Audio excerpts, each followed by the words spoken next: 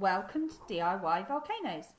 So there is many activities that you can do with volcanoes. You can make your outline with some paper mache, or you can simply just use a cup, something to store it in, and normally a piece of tissue or a messy area that you can use.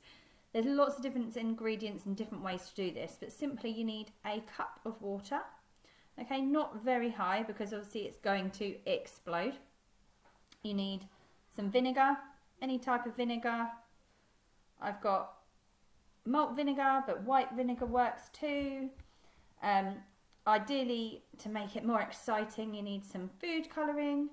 Any food colouring you fancy, anything you've got in the cupboard works without food colouring also. And the other thing you need is bicarbonate of soda and a spoon. So let's give it a go. So first we've got the water just under halfway, and we're going to add some red food colouring. As I say, you don't have to have the colouring if you don't want to. Now we're going to put in quite a lot of vinegar. Now if you've got an open top one, you can put it in.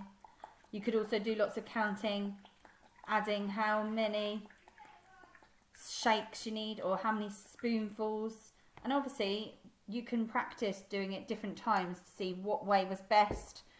Different containers, different colours. There's so much to play with here. So get your spoon, and again you need to make sure that you've got lots of space for it to explode, and just drop in your bicarbonate of soda. And there we go.